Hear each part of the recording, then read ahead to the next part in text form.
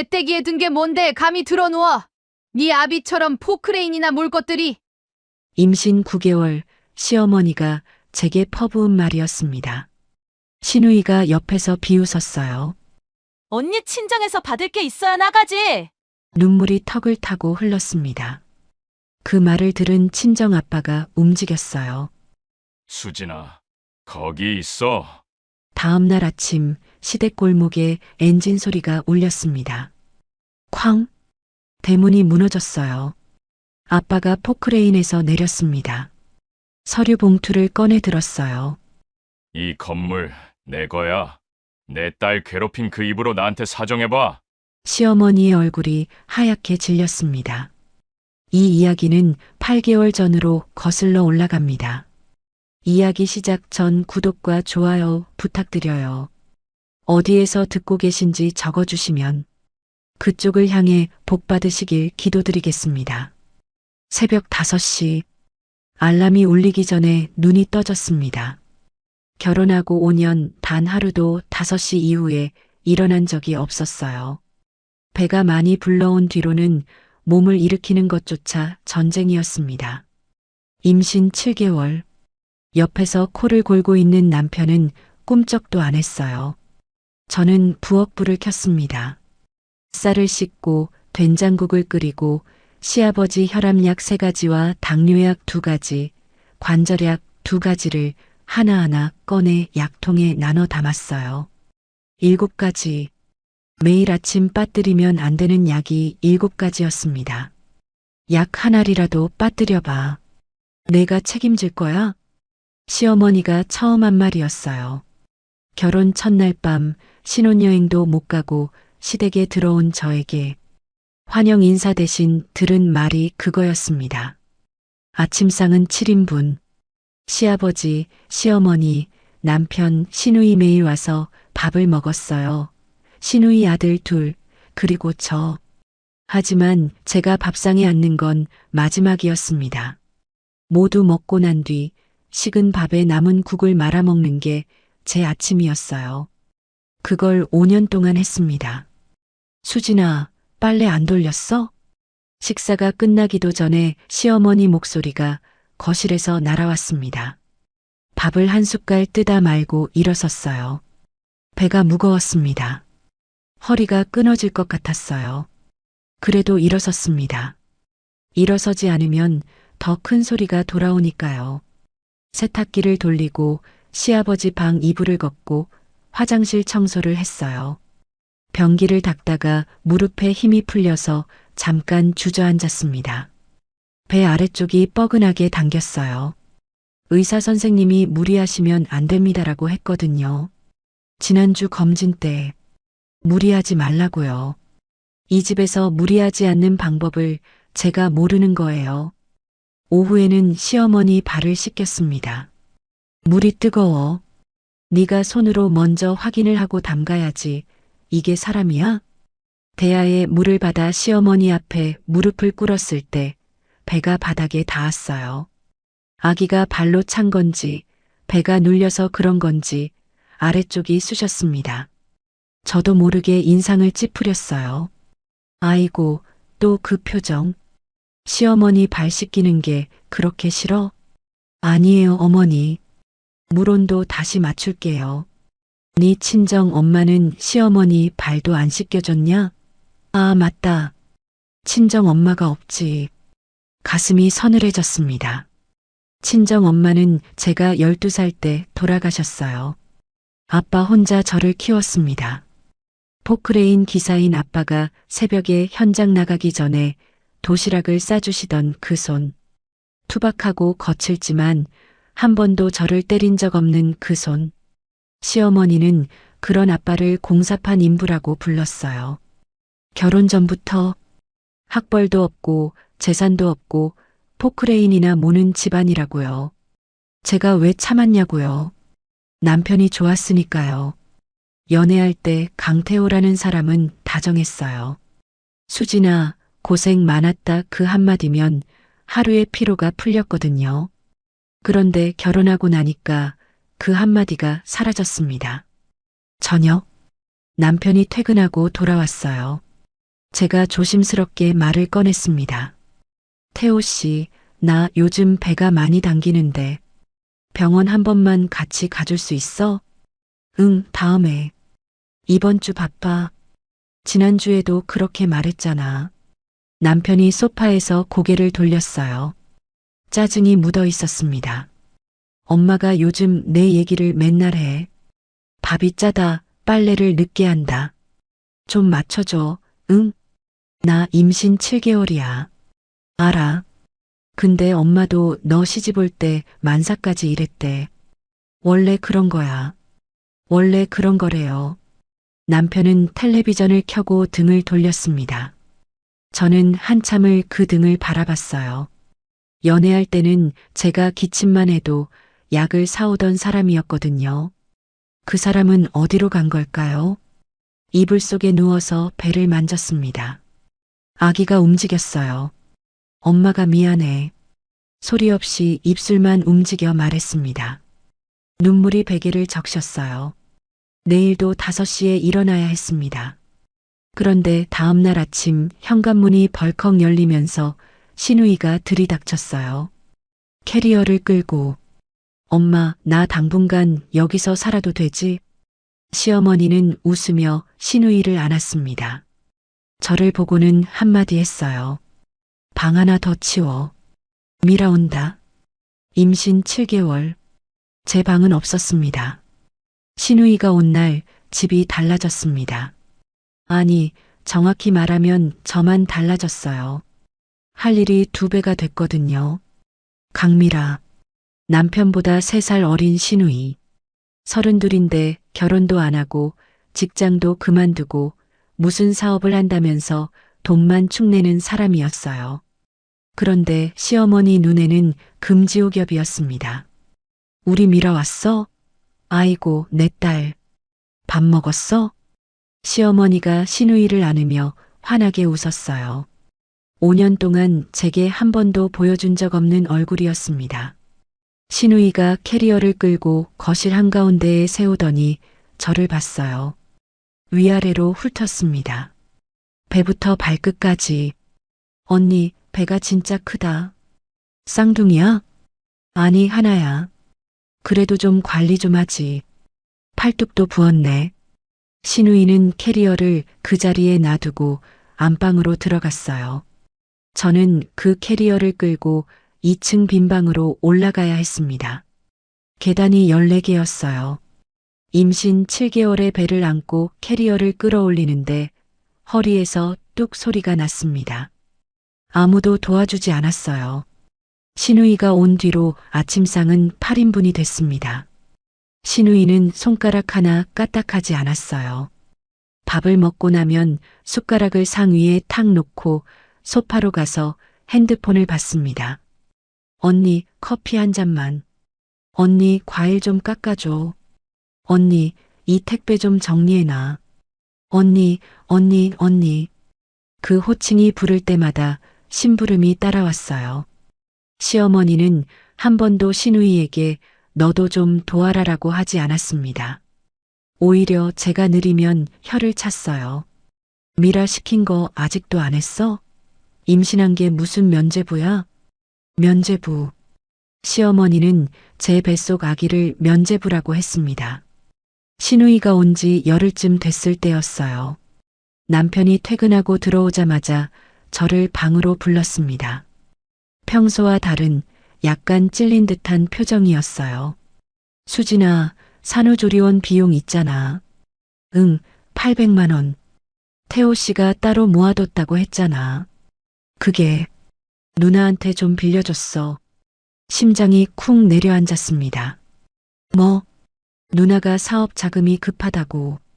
엄마 병원비도 좀 보태야 한다고 해서. 어머니 병원비? 어머니 아프신 데가 어디 있어? 남편이 시선을 피했어요. 그 순간 알았습니다. 병원비는 핑계였다는 걸. 태호 씨, 나 다음 달이면 출산이야. 그 돈 없으면 조리원 못 가. 누나가 갚는다고 했어. 한 달만 기다려. 한 달이면 아기가 나온다고. 목소리가 올라갔어요. 5년 만에 처음이었습니다. 남편이 움찔했어요. 하지만 남편 입에서 나온 말은 이거였습니다. 누나인데 어떡해. 가족잖아. 가족. 그럼 저는 뭔가요? 저는 가족이 아닌 건가요? 남편에게 더 말하려는데 안방 문이 벌컥 열렸어요. 시어머니가 팔짱을 끼고 서 있었습니다. 뭐가 그렇게 시끄러워? 어머니, 태호 씨가 산후조리원 비용을 미라 씨에게. 알아. 내가 그러라고 했어. 말문이 막혔습니다. 미라가 사업 자금이 급한데 며느리 배 한 번 아픈 거하고 비교가 돼? 옛날엔 애 낳고 그날 저녁에 된장국 끓였어. 조리원이 무슨 호텔이야? 시어머니는 제 눈을 똑바로 보며 말했어요. 그리고 그 돈, 네 돈이야? 태호 돈이지. 제 돈이 아니래요. 결혼하고 5년 동안 한 푼도 못 모은 건 맞았습니다. 시댁 생활비, 시아버지 약가, 명절 비용, 시누이 용돈까지 다 제 손을 거쳐 나갔는데 정작 제 이름으로 된 통장에는 43만 원이 전부였어요. 43만 원. 그게 5년의 값이었습니다. 시누이는 거실 소파에 누워서 핸드폰을 보고 있었어요. 800만 원을 가져간 사람이 이어폰을 꽂고 웃고 있었습니다. 그날 밤 베란다에 나갔습니다. 차가운 밤바람이 불었어요. 뱃속 아기가 또 발로 찼습니다. 저는 배를 쓰다듬으며 중얼거렸어요. 미안해. 엄마가 아직 너한테 해줄 수 있는 게 없다. 아빠한테 전화할까? 핸드폰을 꺼내 들었다가 다시 넣었습니다.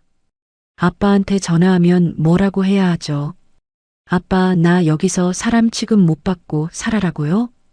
아빠는 저 하나 시집 보내려고 평생을 일한 사람이에요. 포크레인 기사 월급 쪽에서 저 대학 보내고 결혼 자금 마련하느라 허리가 휜 사람. 결혼식 날 아빠가 제 손을 잡고 말했어요. 수진아, 고생 끝이다. 이제 행복하게 살아. 그 말이 떠오를 때마다 전화기를 내려놓았습니다. 아빠한테 제 꼴을 보여줄 수가 없었어요. 베란다 난간을 잡고 서 있는데 안에서 시어머니 목소리가 들렸어요. 시누이와 통화하는 것 같았습니다. 미라야, 그 800 그냥 가져. 며느리가 뭐라 하면 내가 막을게. 조리원? 그건 수진이가 알아서 하겠지. 뭐, 집에서 나오면 되지. 집에서 나오면 된대요. 2024년에 집에서 나오면 된다고. 주먹을 꽉 쥐었습니다. 손톱이 손바닥에 박혔어요. 하지만 입을 열 수 없었습니다. 5년간 그래왔으니까요. 이를 악물고 방으로 돌아왔어요. 남편은 이미 코를 골고 있었습니다. 그리고 며칠 뒤 시어머니가 아침상을 받으며 말했어요. 수진아, 다음 주 수요일 시할아버지 기일이야. 제사 준비 네가 다 해. 임신 8개월. 제사 음식 20가지. 숟가락을 쥔 손이 떨렸습니다. 시할아버지 기일이 수요일이었습니다. 시어머니가 월요일 아침부터 제사 음식 목록을 적어서 냉장고에 붙여놨어요. A4 용지 가득, 빼곡한 글씨, 산적, 동태전, 녹두전, 배추전, 호박전, 깻잎전, 두부전, 나물 5가지 시금치, 도라지, 고사리, 콩나물, 숙주, 갈비찜, 잡채, 약식, 떡, 과일은 배, 사과, 감, 대추, 탕국은 소고기, 무국, 20가지가 넘었습니다. 빠뜨리면 시할아버지한테 벌 받아. 알았지? 시어머니가 목록을 짚으며 말했어요. 마치 시험 범위를 알려주는 것처럼 차갑고 사무적이었습니다. 어머니, 저 이번 주에 산부인과 검진이. 제사가 먼저야, 병원이 먼저야? 한마디로 잘렸어요. 더 말할 수 없었습니다. 시누이는 소파에 누워서 이 대화를 듣고 있었어요. 시어머니가 나가자 고개를 돌려 저를 봤습니다. 언니 수고해. 나는 손재주가 없어서 웃고 있었어요. 800만 원을 가져간 사람이 제사 준비를 떠넘기면서 웃고 있었습니다. 화요일 새벽, 저는 4시에 일어났어요. 평소보다 1시간 더 일찍 시장에 가서 재료를 사와야 했거든요. 임신 8개월의 배를 안고 재래시장 골목을 걸었습니다. 갈비를 사고 나물 5종류를 사고 전 재료를 사고 과일을 사고 양손에 봉지 4개, 무게가 합쳐서 20kg는 됐을 거예요. 장바구니 손잡이가 손가락을 파고들었습니다. 손가락이 빨갛게 부어올랐어요. 배가 묵직하게 아래로 당겨졌습니다. 버스를 타고 돌아오는 길에 흔들림에 속이 울렁거렸어요.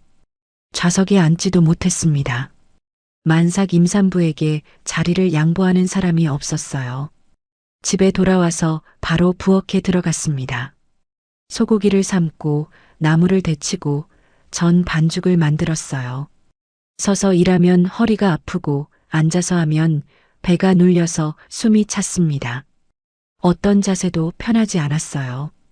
그런데 시어머니가 부엌에 들어와서 나물을 집어먹더니 말했어요. 시금치가 질겨.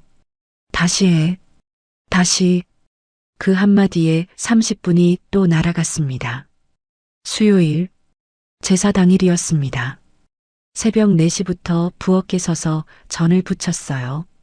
동태전, 녹두전, 배추전, 호박전, 깻잎전, 두부전. 기름 냄새가 코를 찔렀습니다. 환기를 시키려고 창문을 열었더니 시어머니가 소리쳤어요. 찬바람 들어오잖아. 닫아. 기름 연기를 계속 마셨습니다. 속이 뒤집어질 것 같았어요. 하지만 멈출 수 없었습니다.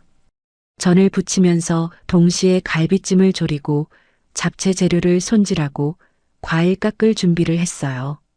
손이 2개론 부족했습니다. 시아버지는 안방에서 텔레비전을 보고 계셨어요. 남편은 출근했습니다. 저녁에 일찍 올게. 그 말만 남기고 신우이는 11시에 일어났어요. 부엌 앞을 지나가면서 전 하나를 집어 먹었습니다. 언니, 이거 맛있다. 근데 깻잎전은 좀 더 바삭하게 해줘. 그리고 다시 소파로 갔어요. 오후 1시, 제사상을 차리기 시작했습니다. 10시간째 서 있었어요. 다리가 부어서 실내화가 꽉 끼었습니다. 발등이 빵빵했어요. 산적 꼬치를 꽂는데 손이 떨려서 꼬챙이가 손가락을 찔렀습니다. 피가 나왔어요. 밴드를 붙이고 다시 꽂았습니다. 오후 3시, 떡을 찌고 있었어요.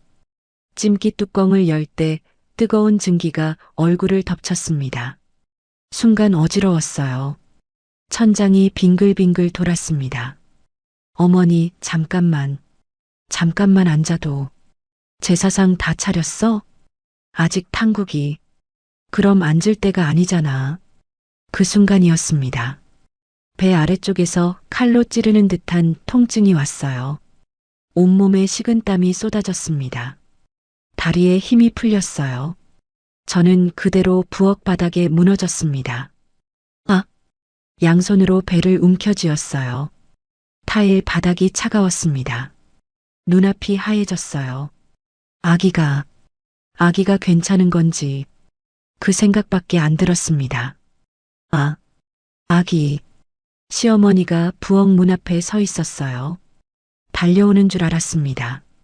119에 전화하는 줄 알았어요. 아이고, 쓰러지는 것도 골라서 쓰러져. 제사가 먼저야. 귀를 의심했습니다. 바닥에 쓰러져서 배를 움켜쥐고 있는 임신 8개월 며느리를 보면서 시어머니가 한 말이 그거였어요. 탕국 아직 안 끓었잖아. 빨리 일어나. 눈물이 나왔습니다. 아파서가 아니었어요. 서러워서였습니다. 5년 동안 새벽에 일어나 밥을 짓고 약을 챙기고 발을 씻기고 빨래를 하고 임신 8개월의 시장을 보고 이틀 동안 20가지 음식을 만들고 10시간을 서서 전을 부쳤는데 돌아온 말이 빨리 일어나였습니다. 신우이가 부엌 문 앞까지 와서 안을 들여다봤어요. 바닥에 쓰러져 있는 저를 보고 한마디 했습니다. 언니 괜찮아? 엄마, 119 불러. 시어머니가 신우이를 노려봤어요. 119? 제사에 구급차 오면 시할아버지가 뭐라 하시겠어. 신우이는 어깨를 으쓱하고 돌아갔습니다. 그게 전부였어요. 저는 이를 악물고 일어났습니다. 손으로 싱크대를 짚고 한쪽 무릎을 먼저 세우고 버둥거리며 일어섰어요. 배가 돌덩이처럼 무거웠습니다. 다리가 후들거렸어요. 하지만 일어섰습니다. 탕국을 끓여야 했으니까요. 그날 저녁 제사상이 차려졌습니다. 20가지 음식이 빈틈없이 올라갔어요. 시아버지가 상을 보며 고개를 끄덕였습니다. 시어머니는 음식 하나하나를 짚으며 확인했어요. 이건 됐고, 이건 됐고, 그리고 한마디, 약식이 좀 질다. 이틀 동안 쓰러지면서까지 만든 20가지 음식에 대한 평가가 그거였습니다. 남편은 저녁 7시에 왔어요. 일찍 올게라고 하고 7시에 왔습니다. 수진아, 수고했어. 한마디. 5년 만에 처음 듣는 그 말이 전혀 위로가 되지 않았어요. 제사가 끝나고 설거지를 했습니다. 그릇이 산더미였어요. 손이 물에 불어서 손가락 사이가 갈라졌습니다. 새벽 1시, 모든 정리가 끝나고 방에 들어왔어요. 침대에 눕자마자 배 아래가 또 당겼습니다. 병원에 가야 했어요. 하지만 내일도 아침상을 차려야 했습니다. 그리고 이 모든 일을 친정 아빠는 아직 모르고 있었어요. 제사가 끝난 다음 날이었어요. 새벽 3시, 화장실에 들어가서 문을 잠갔습니다. 변기 뚜껑 위에 앉아서 핸드폰을 꺼냈어요. 아빠, 연락처에 아빠라고 저장된 이름을 한참 바라봤습니다. 마지막으로 통화한 게 언제였는지 기억이 안 났어요. 2달? 아니, 3달. 추석 때 형식적으로 아빠 건강해? 라고 했던 게 마지막이었습니다. 전화를 걸까 말까 10분을 고민했어요. 손가락이 통화 버튼 위에서 떨렸습니다. 누르면 뭐라고 하죠? 아빠 나 여기서 죽을 것 같아? 아빠 나 좀 데려가줘? 아빠 나 시집 잘못 왔어? 그런 말을 하면 아빠가 얼마나 가슴이 아플까. 저 하나 시집 보내려고 일평생 뼈 빠지게 일한 사람인데 결혼식 날 아빠가 울었어요. 포크레인 위에서 평생을 보낸 거친 손으로 제 면사포를 내리면서 눈물을 훔쳤습니다. 주례 선생님이 신부 아버지, 신부를 신랑에게 인도해 주십시오 했을 때 아빠가 제 손을 잡고 걸으면서 아주 작은 목소리로 말했어요. 수진아, 행복해라. 그 한마디가 떠오를 때마다 전화기를 내려놓았어요. 행복하지 않다는 말을 차마 할 수 없었거든요. 그런데 오늘은 달랐어요. 어제 부엌 바닥에 쓰러졌을 때 천장의 형광등이 빙글빙글 돌면서 아빠 얼굴이 떠올랐습니다. 아빠가 도시락을 싸주던 새벽. 아빠가 참기름 냄새 나는 손으로 제 머리를 쓰다듬던 저녁. 아빠가 포크레인 현장에서 돌아와 절뚝거리면서도 수진이 밥 먹었냐? 부터 물었던 밤. 보고 싶었어요. 견딜 수 없을 만큼 통화 버튼을 눌렀습니다. 뚜뚜뚜. 3번 만에 받았어요. 새벽 3시에 3번 만에. 수진아? 아빠 목소리. 잠이 덜 깬 것 같지 않았어요. 아빠는 원래 잠이 없는 사람이었거든요. 새벽에 현장 나가던 습관이 몸에 배어서 아직도 4시면 눈이 떠진다고 했었습니다. 아빠 나야. 응, 왜? 무슨 일이야? 아무렇지 않은 척 했어요. 아니, 그냥 아빠 목소리 듣고 싶어서. 전화기 너머로 잠깐 침묵이 흘렀습니다. 아빠는 뭔가를 감지한 것 같았어요.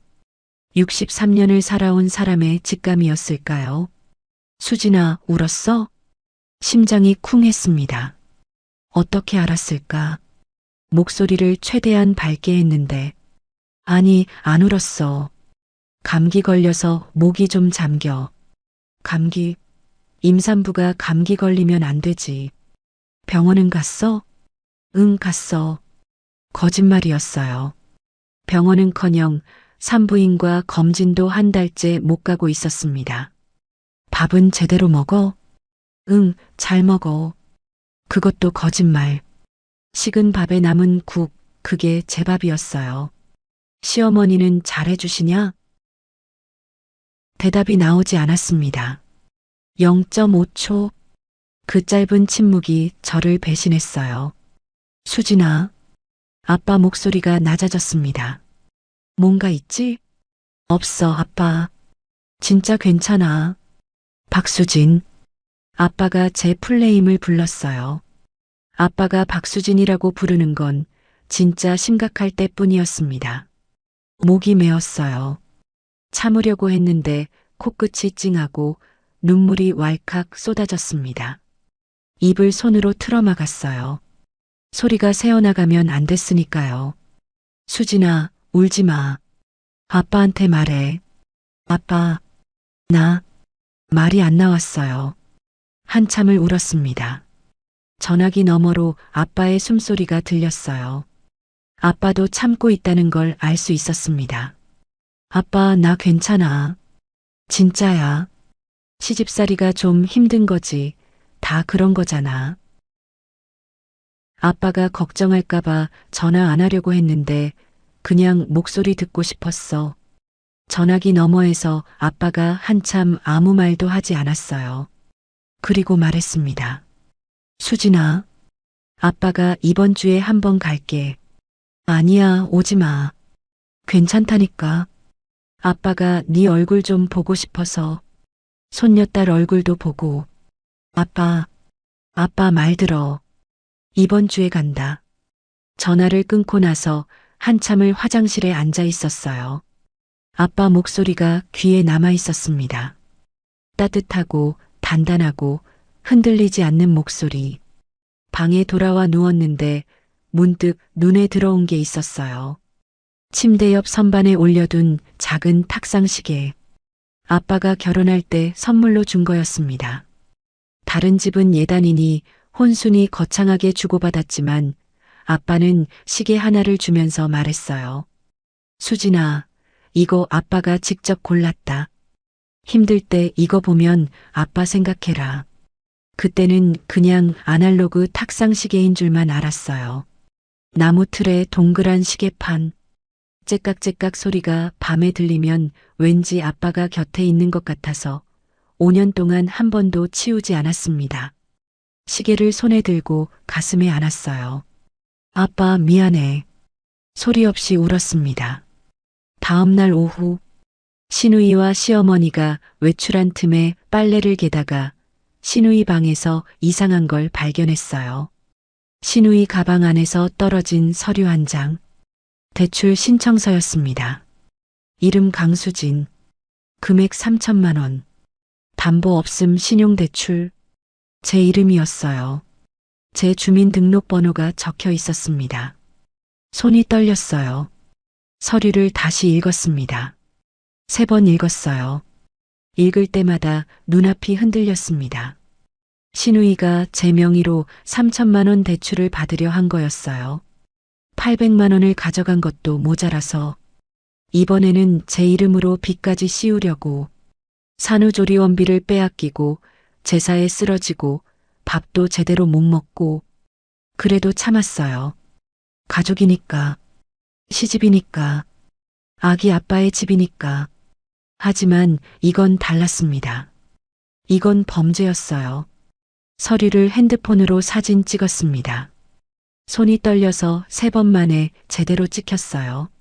서류를 원래 자리에 돌려놓고 시누이 방을 나왔습니다. 복도에 서서 한참을 가만히 있었어요. 심장이 귀에서 들릴 만큼 뛰었습니다. 남편에게 말해야 하나.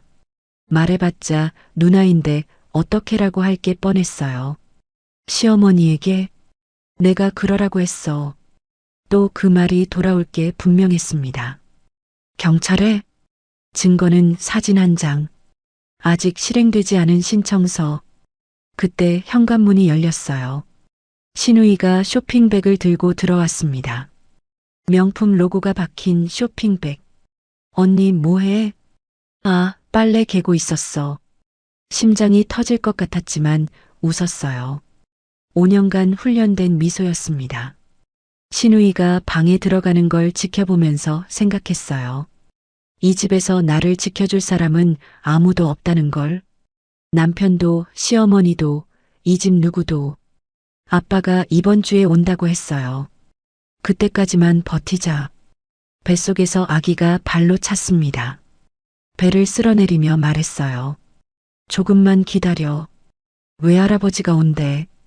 그런데 아빠가 시댁에 와서 본 것은 제가 상상한 것보다 훨씬 참혹한 장면이었습니다. 토요일 아침이었어요. 아빠가 온다고 했을 때 저는 시어머니에게 말씀드렸습니다. 어머니, 이번 주 토요일에 친정아버지가 잠깐 오신다고. 시어머니의 표정이 일그러졌어요. 뭐? 갑자기 왜? 손녀 얼굴 보고 싶으시대요. 제 배도 많이 불러서. 아이고, 포크레인 기사가 뭘 보러 와. 올 거면 빈손으로 오지 말라고 해. 신우이가 소파에서 낄낄거렸습니다. 엄마, 포크레인 기사가 뭘 들고 와. 시멘트? 둘이서 웃었어요. 저는 고개를 숙이고 부엌으로 들어갔습니다. 주먹을 꽉 쥐었어요. 아빠를 비웃는 건 저를 비웃는 것보다 더 아팠거든요. 토요일 오전 10시 초인종이 울렸습니다. 제가 현관으로 뛰어갈 수 없었어요. 그 시간에 저는 시어머니 방 청소를 하고 있었거든요. 만삭의 배를 안고 쪼그려 앉아 장롱 밑을 닦고 있었습니다. 신우이가 인터폰을 보고 소리쳤어요. 언니, 네 아버지 왔다. 네 아버지. 신우이는 제 아빠를 한 번도 사돈 어른이라고 부른 적이 없었습니다. 현관문이 열렸어요. 아빠가 들어왔습니다. 한 손에 과일 상자, 다른 손에 한우 세트. 빈손으로 온 적이 없는 사람이었어요. 남들이 포크레인 기사라고 무시해도 예의만큼은 칼 같았습니다. 사돈 어른, 안녕하십니까? 아빠가 허리를 90도로 숙였어요. 소파에 앉아있던 시어머니는 고개만 까딱했습니다. 일어나지도 않았어요. 왔어. 거기 나. 과일 상자를 가리키며 턱짓을 했습니다. 아빠의 눈과 근육이 한번 떨렸어요. 하지만 아무 말 없이 상자를 내려놓았습니다.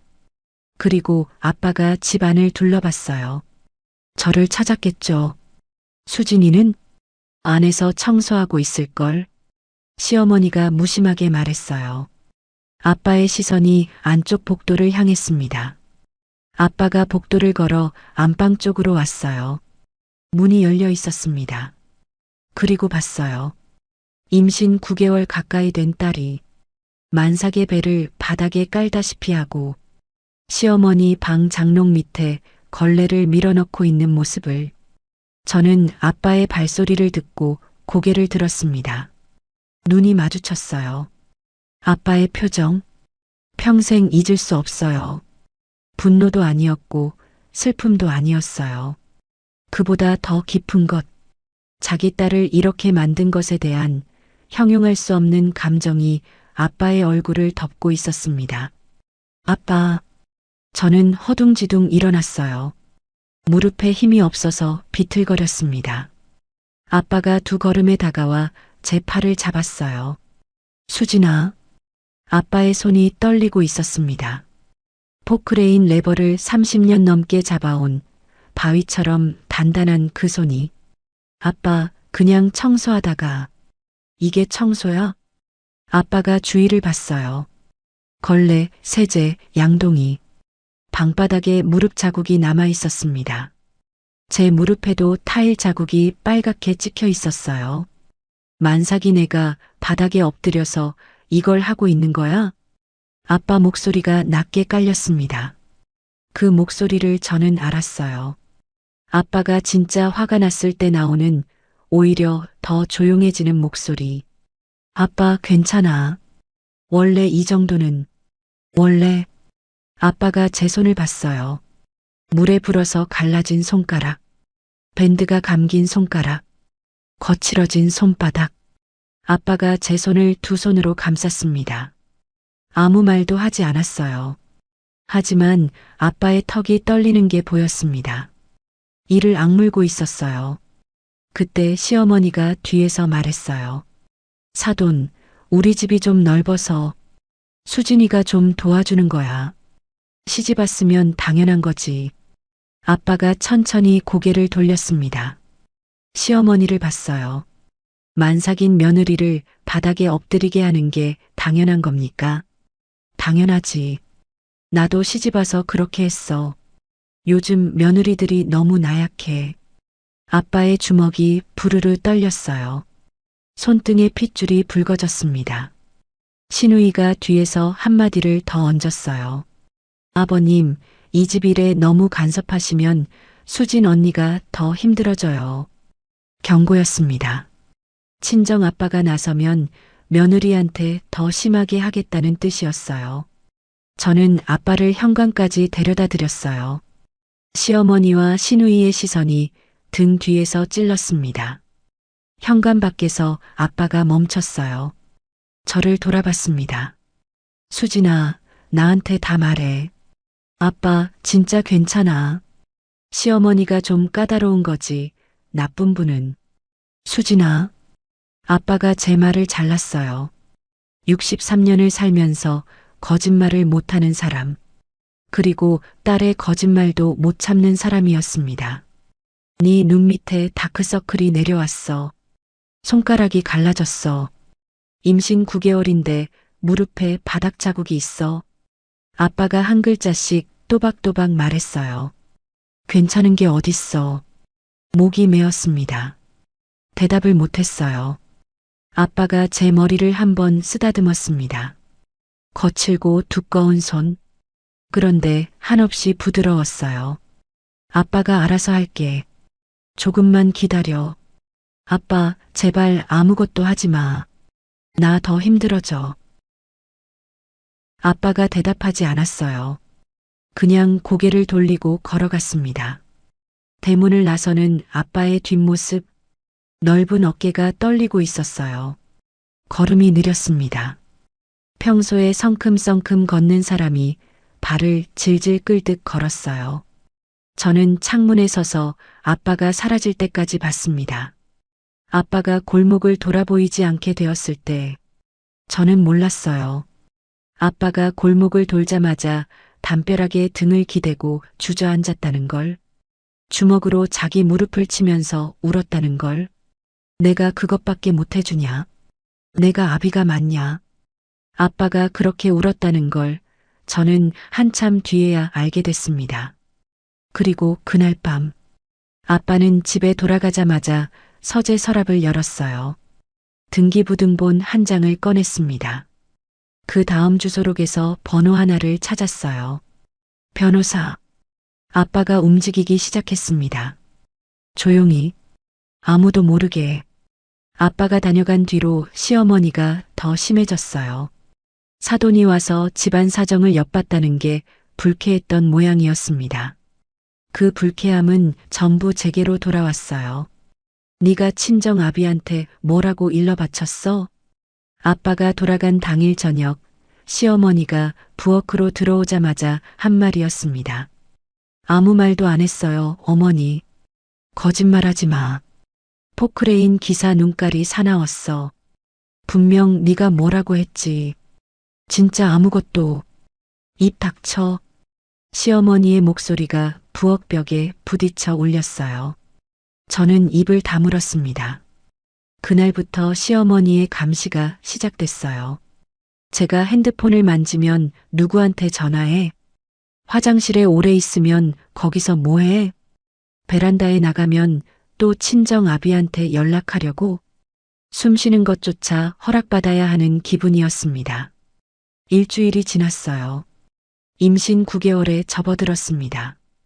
배가 하루가 다르게 불러왔어요. 걸을 때마다 골반이 벌어지는 느낌이 들었습니다.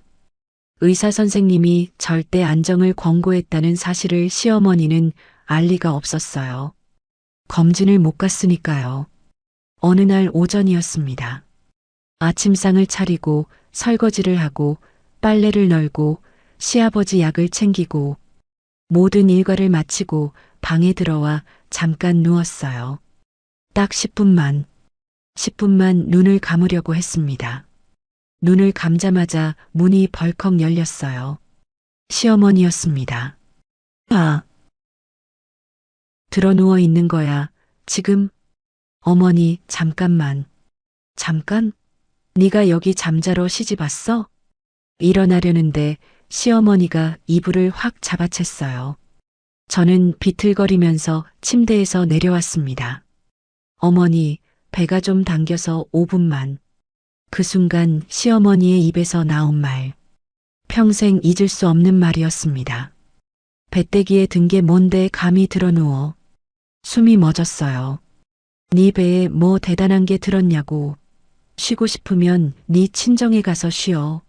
네 아비처럼 포크레인이나 몰 것들이 시집와서 하는 짓이 들어눕는 거야. 시어머니가 손가락으로 제 배를 가리켰어요. 제 아기가 들어있는 배를 배때기라고 했습니다. 9개월 동안 제 안에서 자라고 있는 생명을 배때기에 든 것이라고. 눈앞이 하얘졌어요. 다리에 힘이 풀렸습니다. 벽에 등을 기댔어요. 시누이가 방문 앞에 서서 지켜보고 있었어요. 말리지 않았습니다. 오히려 한마디를 더 했어요. 언니, 어차피 친정에서 받을 것도 없잖아. 여기서 버텨야지 뭐. 받을 것. 저는 이 집에서 받을 것 때문에 사는 사람이었나요? 시어머니가 방을 나갔어요. 시누이도 따라 나갔습니다. 문이 닫혔어요. 저는 벽을 짚고 천천히 바닥에 주저앉았습니다. 배를 두 손으로 감쌌어요. 미안해. 미안해, 우리 아가. 울었습니다. 소리를 죽이고 울었어요. 이를 악물고 입술을 깨물고 손등으로 입을 틀어막고. 하지만 이번에는 참을 수 없었어요. 핸드폰을 꺼냈습니다. 아빠. 이번에는 망설이지 않았어요. 통화 버튼을 눌렀습니다. 한 번, 두 번. 수진아? 아빠 목소리를 듣자마자 터졌어요. 아빠, 아빠. 울음이 쏟아졌습니다. 참으려고 했는데 안 됐어요. 5년 동안 쌓인 것들이 한꺼번에 무너져 내렸습니다. 수진아, 왜 그래? 무슨 일이야? 아빠, 나 배때기라고 했어. 내 배에 든 게 뭔데 들어눕냐고. 아빠 포크레인이나 모는 것들이라고. 말이 끊기고 울음이 나왔어요. 코가 막히고 숨이 안 쉬어지고 가슴이 터질 것 같았습니다. 아빠, 나 더 못하겠어. 나 여기서 못 살겠어. 전화기 넘어가 조용했어요. 아빠가 아무 말도 하지 않았습니다.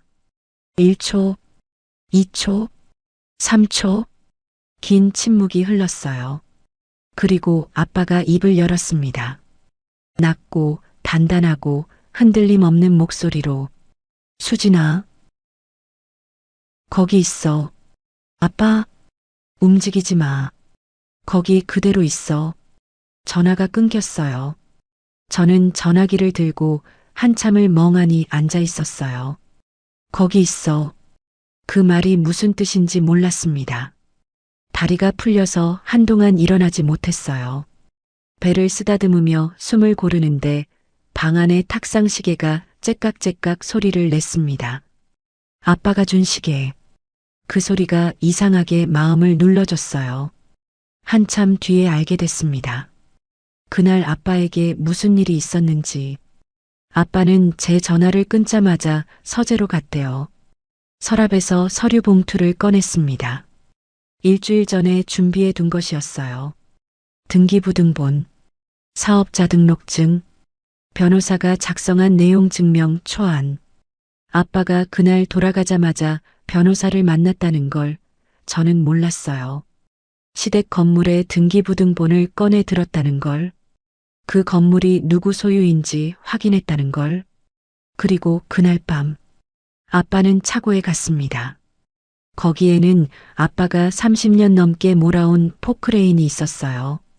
아빠 회사 이름이 적힌 노란 굴삭기. 열쇠를 꺼내 들었습니다. 주머니에 넣었어요. 그리고 한마디 했대요. 아무도 없는 차고에서 혼자 내 새끼 배때기라고? 그래, 그 배때기 아비가 간다. 아빠는 그날 밤 한숨도 자지 않았습니다. 다음 날 아침, 시댁 골목에 엔진 소리가 울렸어요. 다음 날 아침이었어요. 6시쯤이었을 겁니다. 저는 평소처럼 부엌에서 아침을 준비하고 있었어요. 쌀을 씻고 된장국에 두부를 넣고 시아버지 약을 꺼내고 어젯밤 울다가 잠이 들어서 눈이 퉁퉁 부어 있었습니다. 그때였어요. 멀리서 소리가 들렸습니다. 처음에는 트럭인 줄 알았어요. 이 동네에 가끔 새벽 배달 트럭이 지나가거든요. 그런데 소리가 점점 커졌습니다. 트럭이 아니었어요. 그건 제가 어릴 때부터 들어온 소리. 아빠가 새벽에 현장 나갈 때 차고에서 시동을 걸 때 들리던 그 소리. 쿠르르르르르. 굴삭기 엔진 소리였습니다. 쌀을 씻던 손이 멈췄어요. 심장이 쿵쿵 뛰었습니다. 설마 창문으로 달려갔어요. 골목 끝에서 노란 굴삭기가 보였습니다. 좁은 골목을 가득 채우며 천천히 다가오고 있었어요. 양쪽 담벼락에 거의 닿을 듯 말 듯한 거대한 몸체. 아침 햇살이 노란 철판 위에서 번쩍거렸습니다. 운전석에 앉은 사람. 아빠였어요. 작업용 안전모를 쓰지 않은 채 짙은 네이비 작업 조끼, 빛바랜 차콜색 셔츠, 양손으로 레버를 잡고 정면을 똑바로 응시하고 있었습니다. 63년 인생에서 가장 단단한 얼굴이었어요. 아빠, 소리가 나오지 않았습니다. 입만 달싹거렸어요. 시어머니가 거실에서 소리쳤어요. 저게 무슨 소리야? 신우이가 커튼을 젖히고 창밖을 봤습니다. 엄마, 저거 포크레인이야. 포크레인이 왜 여기? 시어머니가 창가로 왔어요. 굴삭기가 대문 앞에 멈추는 걸 봤습니다. 미쳤어? 저거 수진이 아버지 아냐? 남편이 잠옷 차림으로 뛰어나왔어요. 뭐야, 무슨 일이야? 쾅! 굴삭기의 버킷이 대문을 들이받았습니다. 철문이 종이처럼 구겨졌어요. 콘크리트 기둥이 갈라지면서 먼지가 폭발하듯 피어올랐습니다. 유리 깨지는 소리, 금속이 뒤틀리는 소리, 콘크리트가 부서지는 소리가 한꺼번에 울렸어요. 집 전체가 흔들렸습니다. 찬장에서 접시가 떨어졌어요. 벽에 걸린 액자가 비뚤어졌습니다. 시어머니가 비명을 질렀어요. 으악!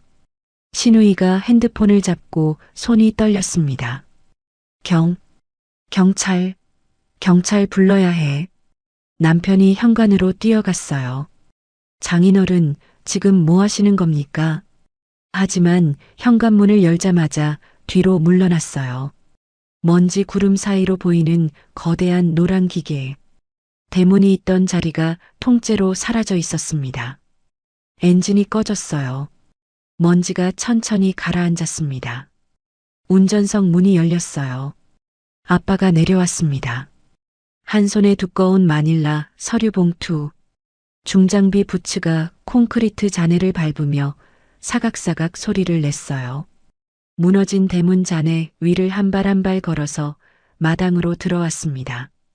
아침 햇살이 무너진 벽틈 사이로 쏟아져 들어왔어요. 아빠의 뒤에서 금빛이 퍼졌습니다. 먼지 입자가 빗속에서 반짝거렸어요. 아빠가 멈춰 섰습니다. 시어머니를 정면으로 바라봤어요. 시어머니의 얼굴은 하얗게 질려 있었습니다. 입이 벌어진 채 말이 나오지 않았어요. 눈이 휘둥그레져서 아빠와 무너진 대문을 번갈아 봤습니다. 남편은 현관 앞에서 벽에 등을 기대고 있었어요. 다리가 풀린 것 같았습니다. 시누이만 핸드폰을 들고 있었어요. 119인지 112인지 번호를 누르려는 손이 떨리고 있었습니다. 아빠가 서류 봉투를 열었어요. 첫 번째 서류를 꺼냈습니다. 이거 뭔지 알아? 시어머니가 대답하지 못했어요. 아빠가 서류를 펼쳐 보였습니다. 등기부등본이야. 이 건물. 아빠가 발로 마당 바닥을 탁 밟았어요. 이 땅, 이 집, 니네가 살고 있는 이 건물.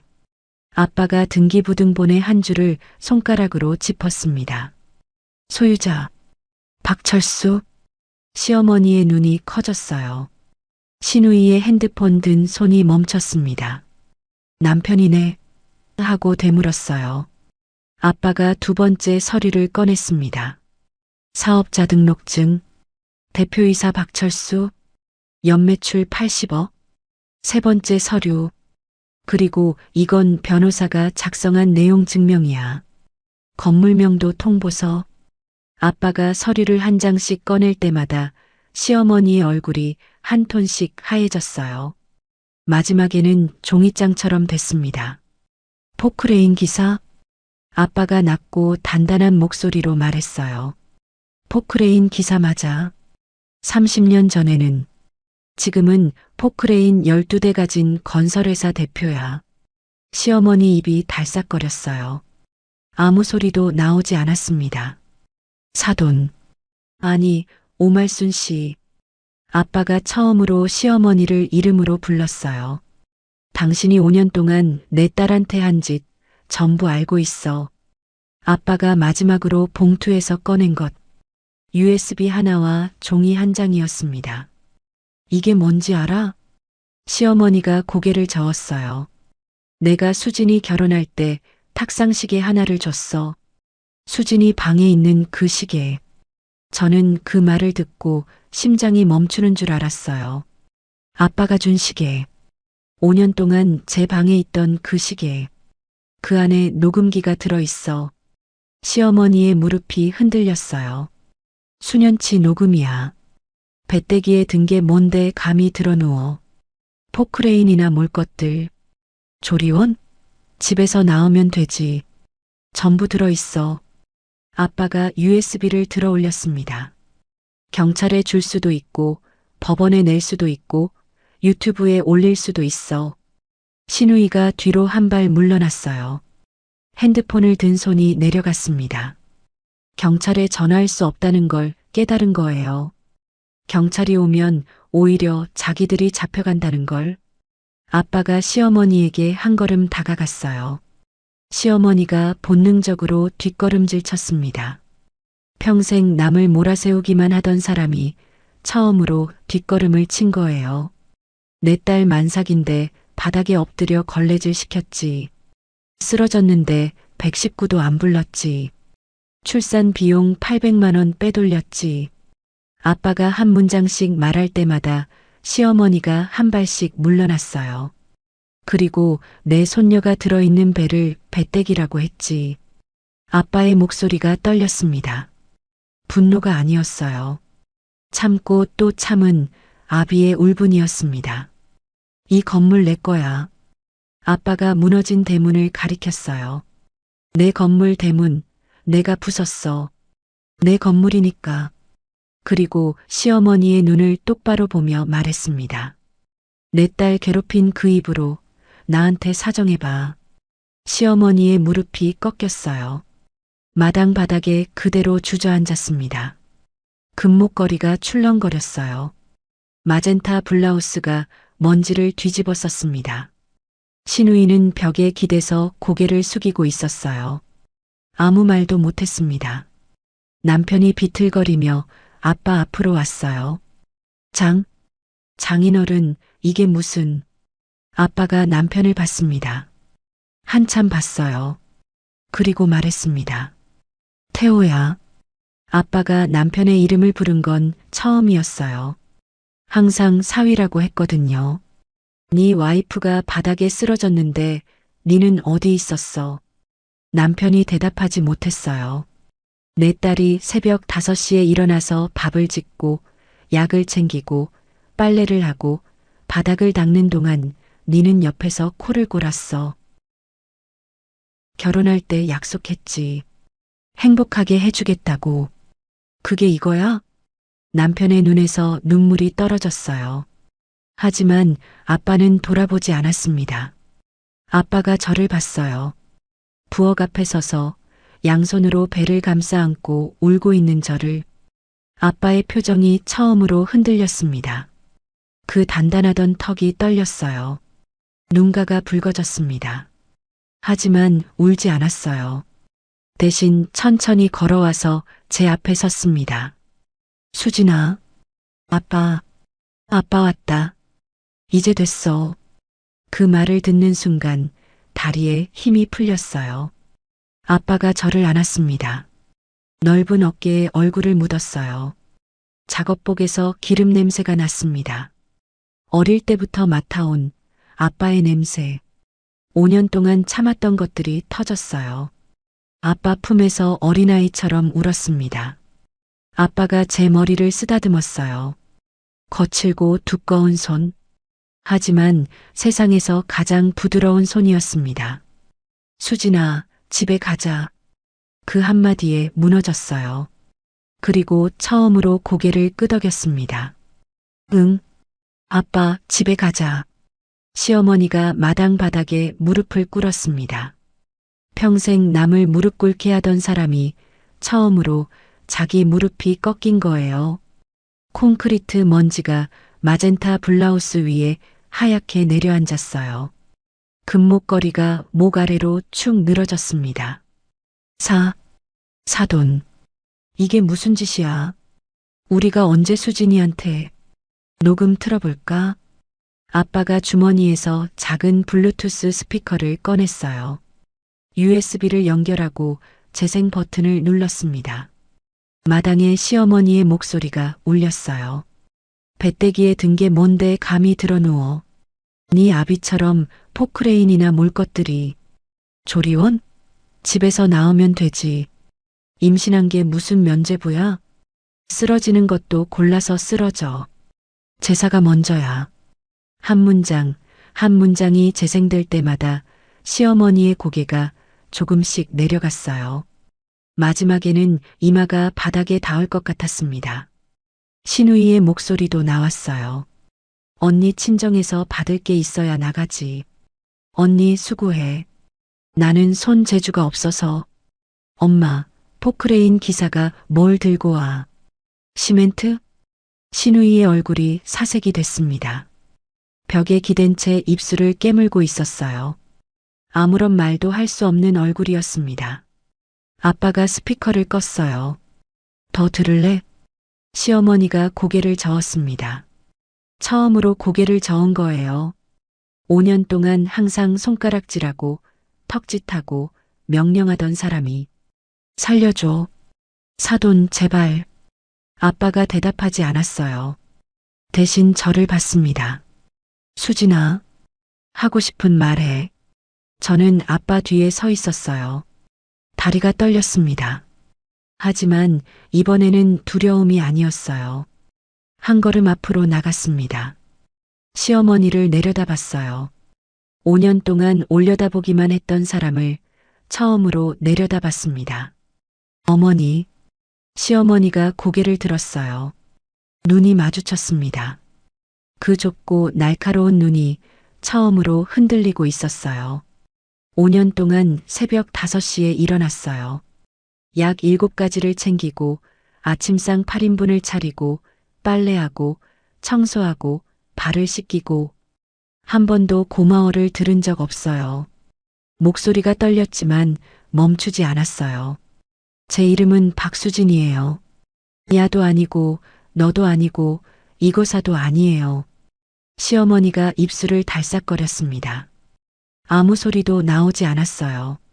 아빠가 서류 봉투에서 마지막 서류를 꺼내 제게 건넸어요. 이혼 신고서. 아빠가 미리 준비해 둔 거였습니다. 저는 그 서류를 받아들고 남편 앞에 섰어요. 남편은 현관 앞 벽에 기대서 고개를 숙이고 있었습니다. 눈이 빨갛게 충혈되어 있었어요. 태호 씨, 남편이 고개를 들었어요. 수진아, 미안해. 내가 잘못했어. 다시 한번. 5년 동안 좀 참아라고 했잖아. 남편의 입이 닫혔습니다. 내가 쓰러졌을 때 어디 있었어요? 내가 울 때 어디 있었어요? 내 출산 비용을 누나한테 줄 때 한마디라도 했어요? 사랑해서 참았어요. 가족이 깨지는 게 무서워서 참았어요. 근데 태호 씨, 가족이 뭔지 모르는 사람한테 가족을 위해 참을 수는 없어요. 이혼 신고서를 남편 앞에 내밀었습니다. 도장 찍어주세요.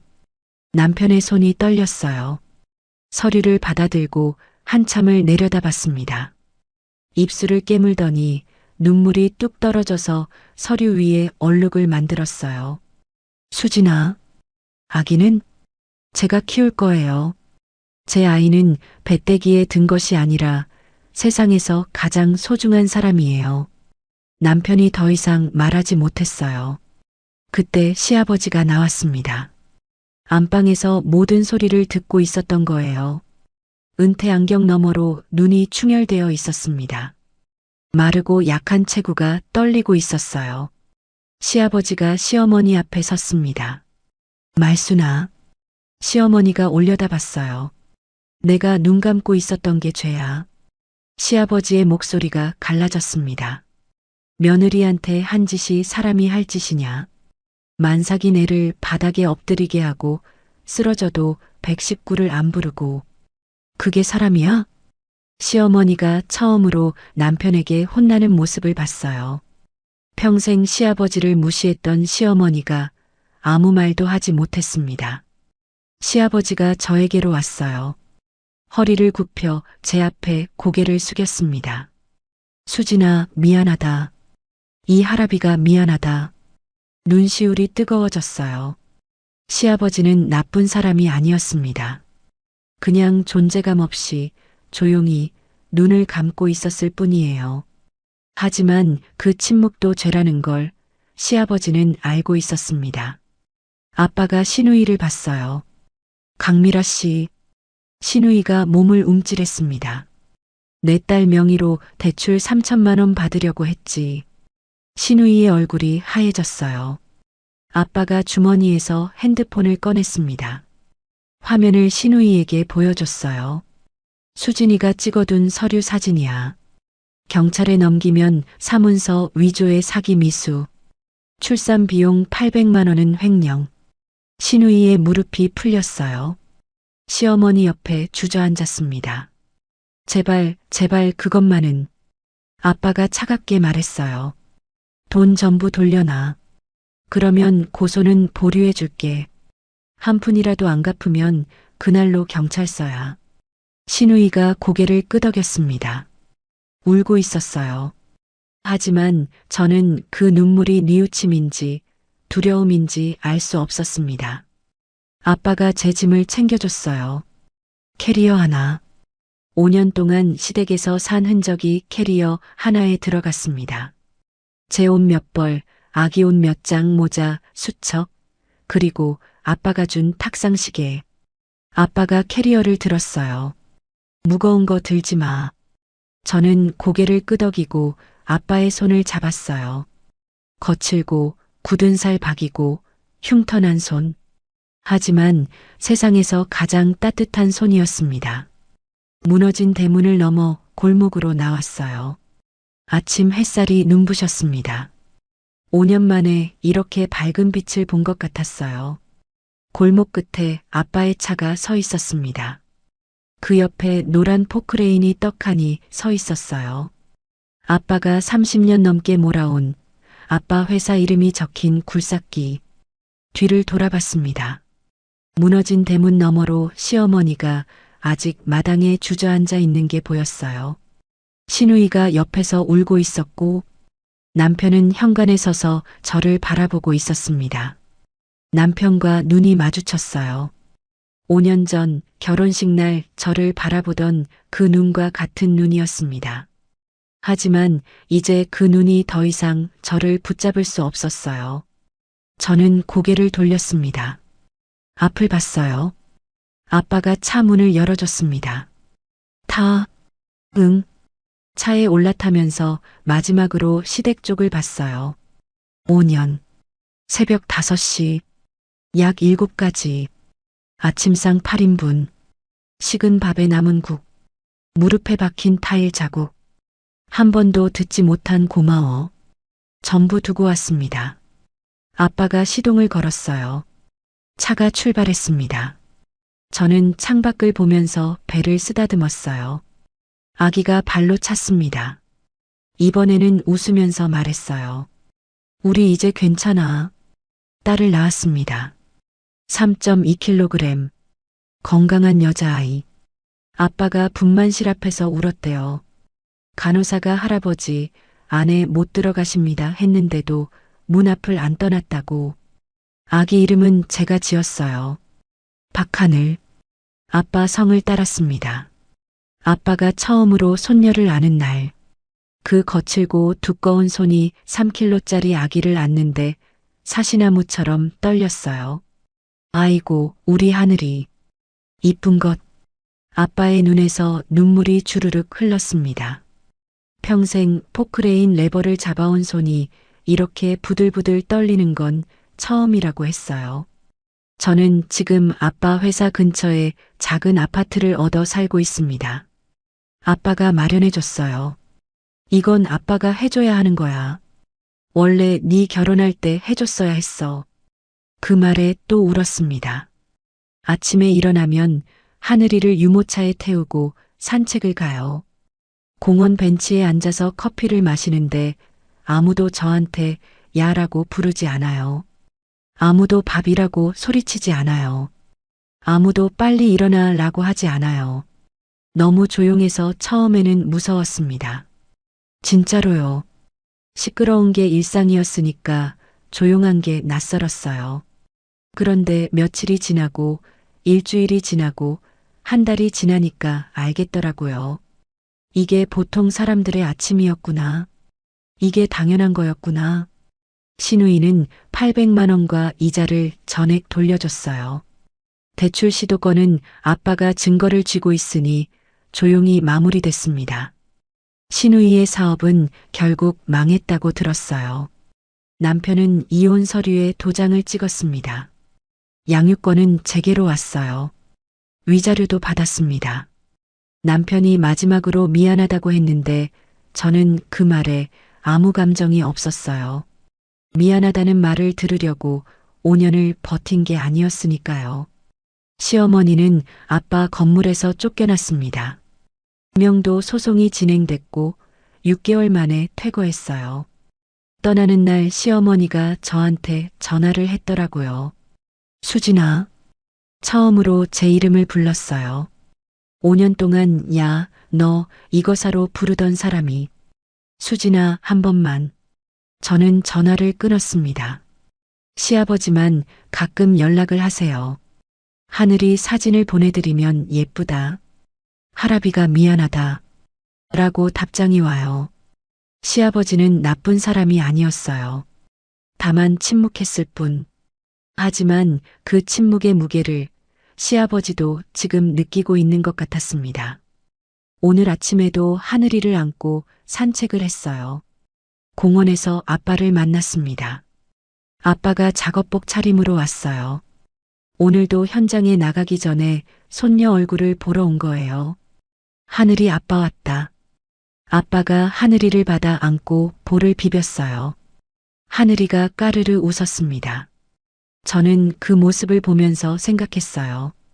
포크레인 기사의 딸. 시어머니가 비웃던 그 말. 신우이가 조롱하던 그 말. 맞아요. 저는 포크레인 기사의 딸이에요. 새벽 4시에 일어나 현장에 나가고 투박한 손으로 도시락을 싸주고 딸 하나 시집 보내려고 허리가 휘도록 일하고 그 딸이 힘들 때 포크레인을 몰고 달려오는 그런 아빠의 딸. 그게 부끄러운 적은 단 한 번도 없었습니다. 앞으로도 없을 거예요. 하늘이가 잘하면 말해줄 거예요. 외할아버지가 포크레인 기사였어. 그리고 그게 우리 집안에서 가장 멋진 일이야. 제 이름은 박수진입니다. 포크레인 기사의 딸 박수진. 그리고 그게 제 자랑이에요. 여러분도 행복하세요. 사랑받을 자격은 누구에게나 있으니까요.